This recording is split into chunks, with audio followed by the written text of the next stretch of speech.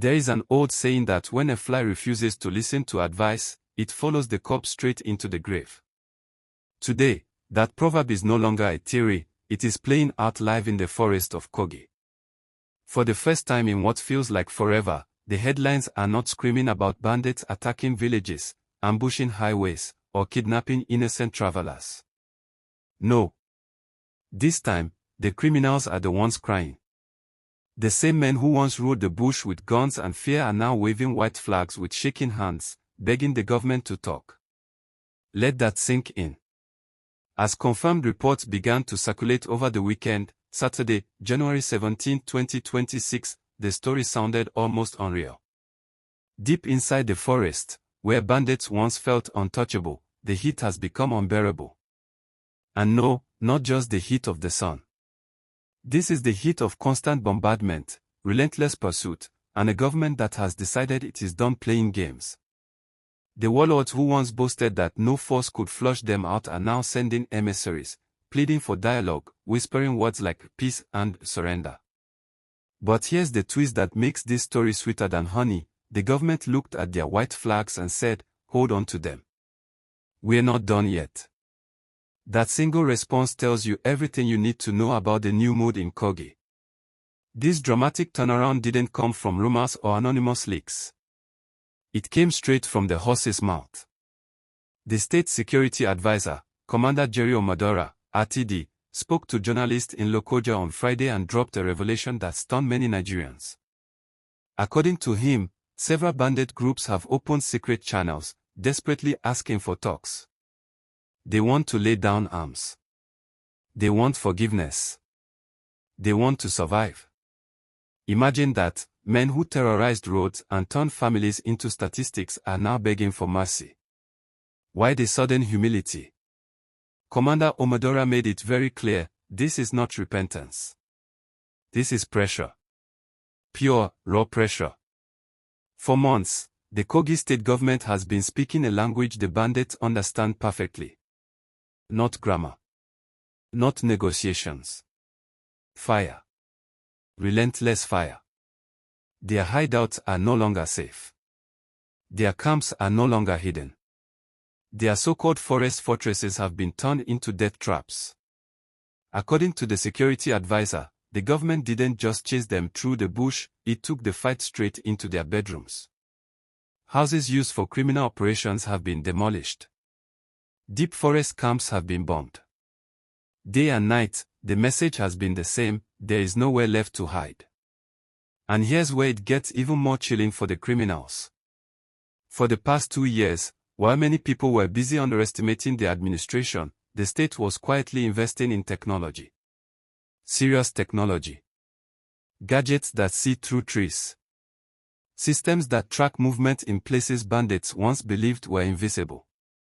The forest, once their greatest ally, has betrayed them. Every path, every hideout, every escape route has become a potential ambush. What used to be a shield has turned into a cage. But just when you think the bandits' plea for peace might soften hearts, the government's stance becomes even tougher. The governor has drawn a red line, and it is not moving. No negotiations with terrorists. None. While the bandits are whispering let's talk, the instruction to security agencies is simple, sustain the onslaught. Do not slow down. Do not pause. Do not blink. This is what makes Kogi's approach different and controversial. In many parts of the country, a surrender offer is often followed by amnesty, handshakes, and promises of rehabilitation. But here, the message is brutal and direct, you chose crime, now face the consequences. The objective is not a temporary ceasefire. It is not fake peace. The objective is total eradication. And just when you think the strategy couldn't get more aggressive, another bombshell drops. The state is working on a new law that could completely change the security landscape, not just in Kogi, but potentially across Nigeria. The proposal: ban living in the forest. Yes, you heard that correctly. If you want to live in Kogi, you must live in a town or a registered settlement. No more permanent camps deep inside the bush. No more hiding under the excuse of famine or herding. Anyone found living in the forest automatically raises suspicion. This single move could wipe out the gray areas bandits have exploited for years. No more pretending. No more blending in. Everyone comes into the open. Farmers can be identified. Communities can be monitored. Criminals lose their camouflage. And the timing couldn't be more critical. As military operations intensify in states like Zamfara and Kaduna, bandits are on the run. Many of them are fleeing southward, believing Kogi will be a safe haven. What they are discovering instead is a furnace hotter than the one they escaped. The state is fully aware of this migration, and according to Commander Omadora, a welcoming committee is already in place, one made of soldiers, vigilantes, and firepower. Over 3,000 vigilante officers have been recruited and integrated into the security framework. These are local hunters and community defenders who know every footpath, every stream, every hidden trail.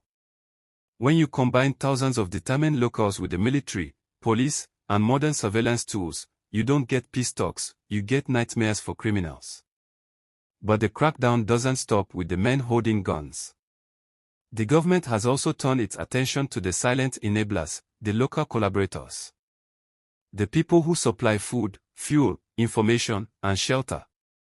According to intelligence reports, many of these helpers are not outsiders. They are locals. And the warning from Lokoja is ruthless: if you help a bandit, you become a bandit. No mercy. No excuses. No second chances. The law will hit you with the same force reserved for those pulling the trigger. Despite all the chaos around the region, the security advisor boldly declared that Kogi remains the safest state in the north-central zone. Some may call it political talk, but the evidence is hard to ignore. When criminals are begging for peace instead of attacking, something is working. Recent joint operations have reportedly neutralized several bandits, and the state has backed its words with logistics, Hilux vans, Sienna vehicles, motorcycles, ensuring security forces can pursue criminals anywhere, whether on highways or narrow goat paths deep in the bush. So now, the question comes back to you. The bandits are crying. They are waving white flags. They say they want peace. Some people argue that accepting their surrender could save lives and bring immediate calm. Others believe forgiving them now only gives them time to regroup, rearm, and return stronger. Where do you stand?